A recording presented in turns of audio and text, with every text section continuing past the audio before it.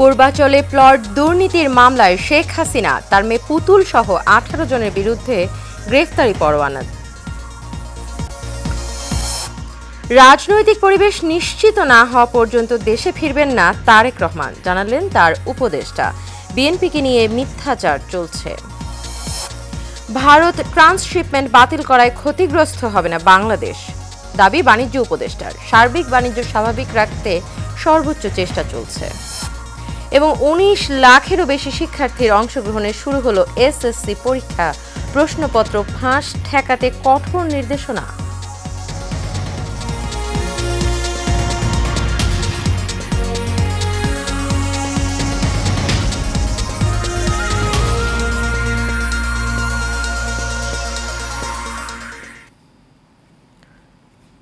স্বাগত এশিয়ান নিউজে। পুরো সময় জুড়ে আপনাদের সঙ্গে রয়েছে আমি অরণ্য বিনতি ইউনুস। এতক্ষণ শুনছিলেন বিআরবি কেবল ইন্ডাস্ট্রিজ লিমিটেড সংবাদ শিরোনাম। এবার চলে যাচ্ছি পুরো খবরে। রাজুকের প্লট দুর্নীতির মামলায় পতিত সরকারের ক্ষমতাচ্যুত প্রধানমন্ত্রী শেখ হাসিনা, তার বোন শেখ রেহানা, মেয়ে সাইমা ওয়াজেদ পুতুল সহ 18 জনের বিরুদ্ধে গ্রেপ্তারি পরোয়ানা জারি করেছে ঢাকা মহানগর আদালত। এর আগে রাজধানীর পূর্বাচলে 10 কাঠার প্লট জালিয়াতির ঘটনায় গত 12 জানুয়ারি দুর্নীতি দমন কমিশনের সহকারী পরিচালক আফনান জান্নাত কেয়া বাদী হয়ে শেখ হাসিনা পুতুল সহ 16 জনের বিরুদ্ধে মামলা করেন। মামলার তদন্ত শেষে গত 10 মার্চ তদন্তে প্রাপ্ত আরও 2 আসামি সহ শেখ হাসিনা পুতুল সহ 18 জনের বিরুদ্ধে আদালতে চার্জশিট দাখিল করা হয়। মামলার চার্জশিটভুক্ত 18 আসামি পলাতক থাকায় তাদের বিরুদ্ধে গ্রেপ্তারি, হুলিয়া ও ক্রোক পরোয়ানা জারি করার জন্য আবেদন করা হয়। সকালে ঢাকা মহানগর আদালত এই চার্জশিট গ্রহণ সংক্রান্ত শুনানির পর এ নির্দেশ দেন। চার্জশিটে তদন্তকারী কর্মকর্তা উল্লেখ করেছেন, শেখ হাসিনা প্রধানমন্ত্রী হয়ে বিশেষ ক্ষমতা বলে তার প্রত্যক্ষ প্রভাব এবং সহযোগিতায় তার মেয়ে সাইমা ওয়াজেদ পুতুলের অনুকূলে প্লট বরাদ্দের ক্ষেত্রে আইন অমান্য করেন।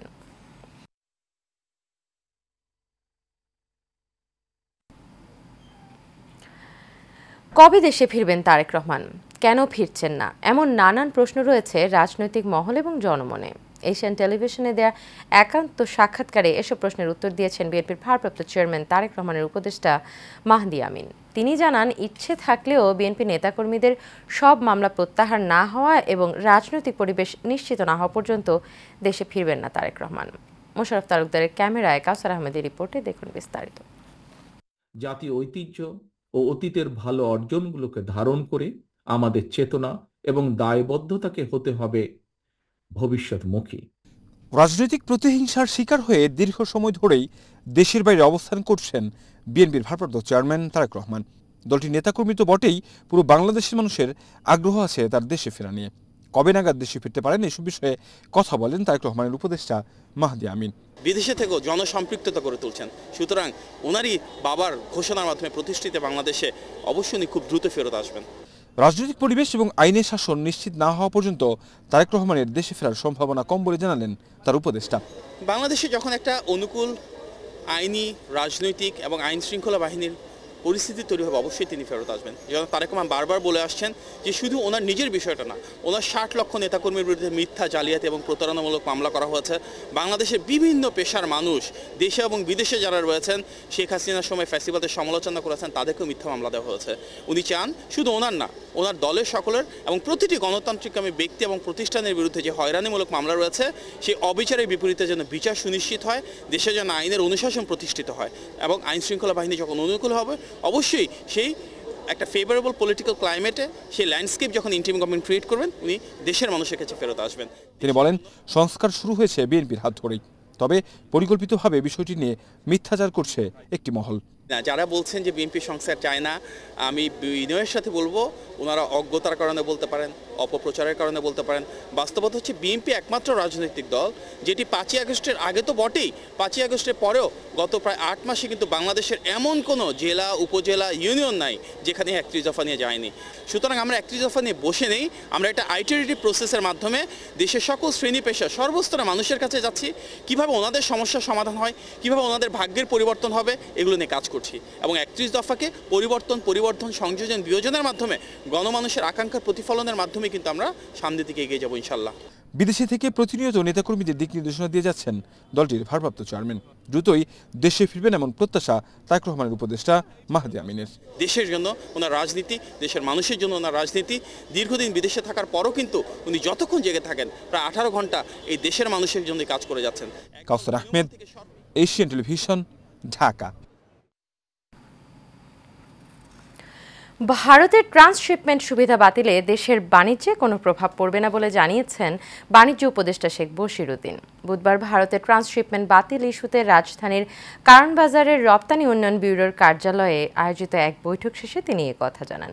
বৈঠকে সভাপতিত্ব করেন বাণিজ্য উপদেষ্টা শেখ বশিরউদ্দিন। সরকারের উচ্চ পর্যায়ের কর্মকর্তা সহ ব্যবসায়ী প্রতিনিধিরাও বৈঠকে উপস্থিত ছিলেন। অনলাইনে যুক্ত ছিলেন ঢাকায় নিযুক্ত ভারতীয় হাইকমিশনার। বৈঠক শেষে বাণিজ্য উপদেষ্টা শেখ বশিরউদ্দিন সাংবাদিকদের বলেন, নেপাল এবং ভুটানে রপ্তানির যে প্রক্রিয়া তাতে এর সিদ্ধান্তে কোনো প্রভাব পড়বে না। তবে সরকার তৈরি পোশাক রপ্তানি সহ সার্বিক বাণিজ্য স্বাভাবিক রাখতে সর্বোচ্চ চেষ্টা করছে। তিনি বলেন, ঢাকা এবং সিলেট বিমানবন্দরের নিজস্ব সক্ষমতা ব্যবহার করে এই প্রক্রিয়া স্বাভাবিক রাখা হবে। অন্যান্য ক্ষেত্রে আমাদের সক্ষমতা বাড়াতে কিছু পদক্ষেপ নেওয়া হবে।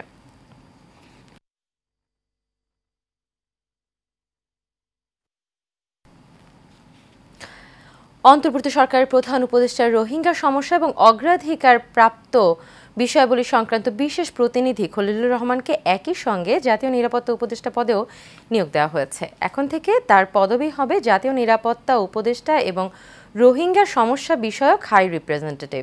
এর পাশাপাশি তিনি প্রধান উপদেষ্টার ডক্টর মোহাম্মদ ইউনুসকে প্রতিরক্ষা মন্ত্রণালয় সংক্রান্ত দায়িত্ব পালনেও সাহায্য করবেন। অন্তর্বর্তী মন্ত্রী পরিষদ বিভাগে সংক্রান্ত প্রজ্ঞাপন প্রকাশ করে। প্রজ্ঞাপনে উল্লেখ করা হয়েছে, প্রধান উপদেষ্টার রোহিঙ্গা সমস্যা এবং অগ্রাধিকার প্রাপ্ত বিষয়াবলী সংক্রান্ত হাই রিপ্রেজেন্টেটিভ ডক্টর খলিলুর রহমানের পদবি জাতীয় নিরাপত্তা উপদেষ্টা এবং রোহিঙ্গা সমস্যা বিষয়ক হাই রিপ্রেজেন্টেটিভ হিসেবে পরিবর্তন করা হলো। একই সঙ্গে তিনি প্রধান উপদেষ্টাকে প্রতিরক্ষা মন্ত্রণালয় সংক্রান্ত দায়িত্ব পালনেও সাহায্য করবেন। এই আদেশ অবিলম্বে কার্যকর হবে।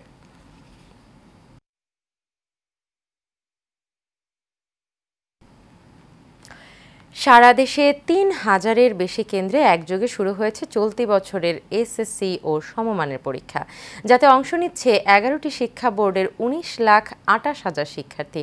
বৃহস্পতিবার সকাল ১০টায় এসএসসিতে বাংলা প্রথম পত্র, দাখিলে কোরআন মাজিদ ও তাজবিদ পরীক্ষা এবং এসএসসি ও দাখিল ভোকেশনালে বাংলা ২ পত্র পরীক্ষা শুরু হয়েছে। এবারে এসএসসি এবং সমমান পরীক্ষা হচ্ছে পূর্ণাঙ্গ সিলেবাসে, সব বিষয় পূর্ণ নম্বর এবং সময়ে। চলবে ১টা পর্যন্ত দুপুর এ পরীক্ষা। নির্দেশনা ছিল পরীক্ষা শুরুর ৩০ মিনিট আগে ঢুকতে হবে কেন্দ্রে, তাই সকাল ৯টা থেকে শুরু হয়ে যায় শিক্ষার্থীদের কেন্দ্রে ঢোকার প্রস্তুতি। সিট প্ল্যান দেখে নিজ নিজ আসনে বসে যায় শিক্ষার্থীরা। শিক্ষার্থীদের সাথে আসেন অভিভাবকেরাও, তাই কেন্দ্রগুলোর সামনে ছিল অভিভাবকদের উপচে পড়া ভিড়।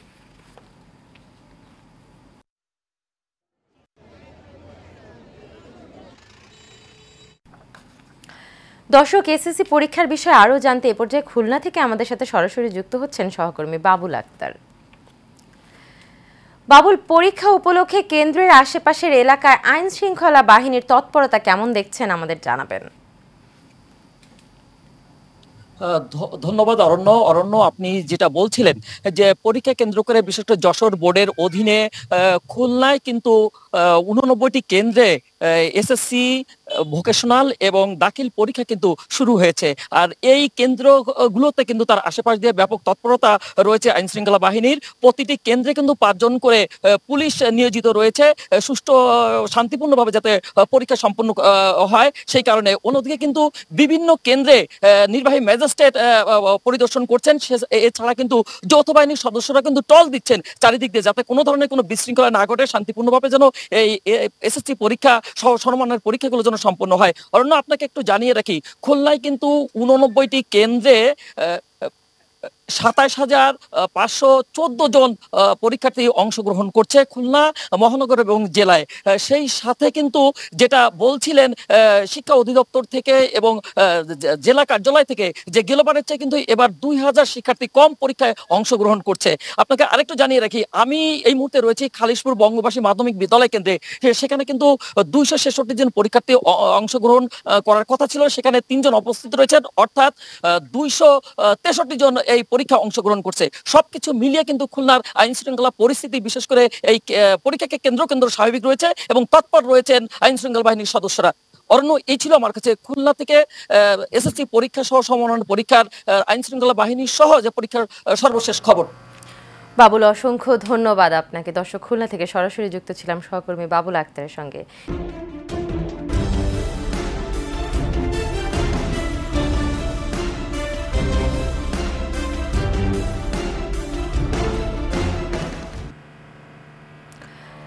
সাতক্ষীরায় মরিচচাপ নদীর বেড়িবাঁধে ভাঙন দেখা দিয়েছে। প্রতিদিনই বড় হচ্ছে এই ভাঙন।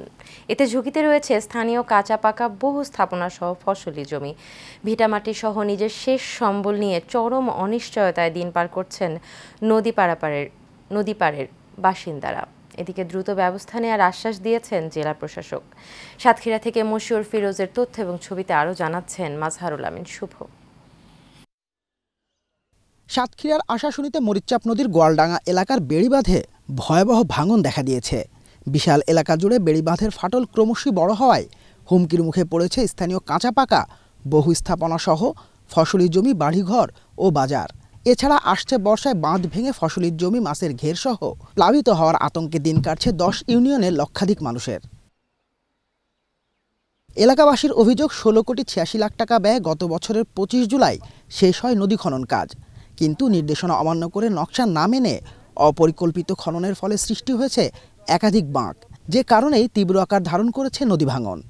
যে পরিমাণ ভাঙন সৃষ্টি হয়েছে, তবে আমাদের মনে হয় আর কিছুদিনের ভেতরে আমাদের অত্র এলাকাটা এই পানির চাপে আমরা তলিয়ে যাব।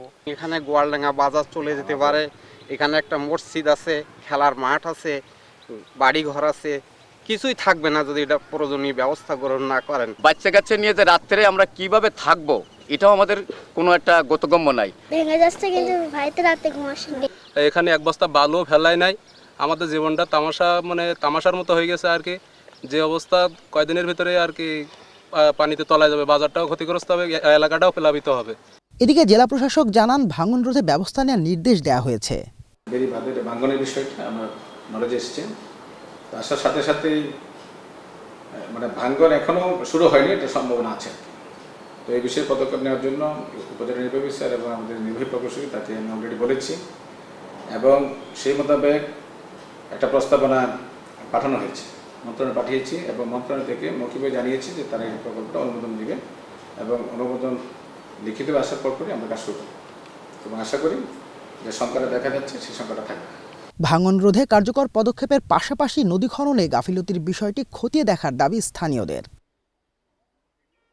মাজহারুল আমিন শুভ, এশিয়ান টেলিভিশন। কুমিল্লার মুরাদনগরে ভাগিনাদের উচ্চাবিলাসী স্বপ্ন দেখিয়ে সৌদি আরব পাঠায় আপন মামা। আশানুরূপ কাজ দিতে না পারায় 9 মাস পর ফিরে আসে তারা। বোন ইসমতারা ভাইয়ের কাছে ছেলেদের ভালো কাজ দিতে না পারার কারণ জানতে চাইলে করা হয় গালিগালাজ। মারধর করার জন্য তেড়ে আসলে মা জুবেদা খাতুন বাধা দেয়। এ সময় মা এবং বাবার উপর হামলা করে ছেলে আবুল হাশেম। বিস্তারিত জানাচ্ছেন শেখ ফাহিম।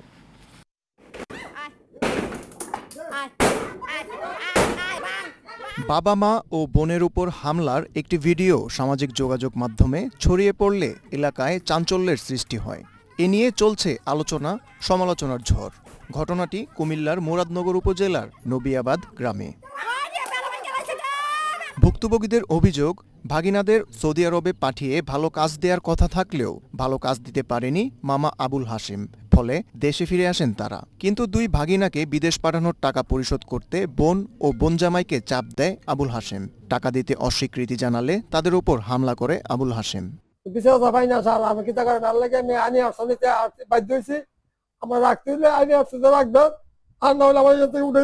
এ ঘটনায় ছেলের বিচারের দাবি করেন মা জুবেদা খাতুন ও বোন ইসমত আরা। কিন্তু আমার এখানে থাকার মতন না, আবার আমার হুমকি দিছে, মারবো। কুম্বালা মাইরাল আমার তো ফিকিরি নাই। আমার বোনে আইসে দাওয়াত খাইতে, আসার পরে মানে এই কুটিকাটি বিষয় নিয়ে ঝগড়া লেগে আমার বাপের তো মারার কোনো উদ্দেশ্য নাই এখানে। এদিকে হামলার ঘটনায় অভিযুক্ত আবুল কাশেমের কাছে জানতে চাইলে তিনি কোনো বক্তব্য দিতে রাজি হয়নি। তবে বাঙ্গরা বাজার থানার ভারপ্রাপ্ত কর্মকর্তা মাহফুজুর রহমান বলেন, অভিযোগ পাওয়া গেছে, তদন্ত করে প্রয়োজনীয় ব্যবস্থা নেওয়া হবে। হ্যাঁ, অভিযোগ পেয়েছি, এই বিষয়ে প্রয়োজনীয় আইনগত ব্যবস্থা গ্রহণ করা হবে। Sheikh Fahim, Asian television. টাঙ্গাইলে বকেয়া বেতন এবং ভাতা সহ 7 দফা দাবিতে এআই টেকনিশিয়ানদের কর্মবিরতি এবং মানববন্ধন কর্মসূচি অনুষ্ঠিত হয়েছে। জেলা এআই টেকনিশিয়ান কল্যাণ সমিতির উদ্যোগে জেলার কৃত্রিম প্রজনন কেন্দ্রের সামনে এই কর্মসূচি পালন করা হয়। মানববন্ধনে বক্তব্য রাখেন জেলা এআই টেকনিশিয়ান কল্যাণ সমিতির সভাপতি আব্দুল আলিম, সাধারণ সম্পাদক সুরজ মিয়া, এআই টেকনিশিয়ান আব্দুল করিম মিয়া, হারুনুর রশিদ প্রমুখ।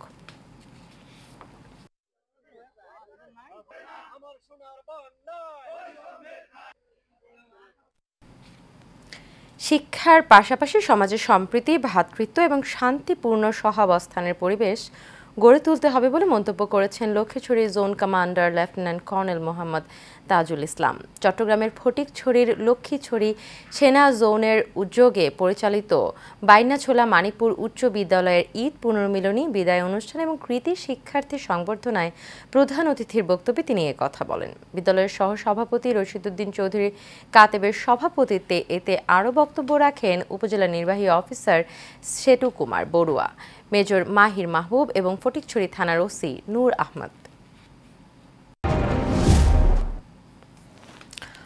অন্তর্বর্তীকালীন সরকার প্রবাসী বান্ধব বলে মন্তব্য করেছেন আন্তর্জাতিক প্রবাসী মানবাধিকার ফাউন্ডেশনের চেয়ারম্যান HM মনিরুজ্জামান। সংগঠনের যুগ্ম সাধারণ সম্পাদক সৌদি প্রবাসী মাইনুদ্দিন আহমেদকে রাতে রাজধানীর হযরত শাহজালাল আন্তর্জাতিক বিমানবন্দরে স্বাগত জানিয়ে সাংবাদিকদের এক প্রশ্নের জবাবে এই কথা বলেন তিনি। এ সময় সংগঠনের নেতাকর্মীরা উপস্থিত ছিলেন। গ্রহণে শুরু হলো এসএসসি পরীক্ষা, প্রশ্নপত্র ফাঁস ঠেকাতে কঠোর নির্দেশনা।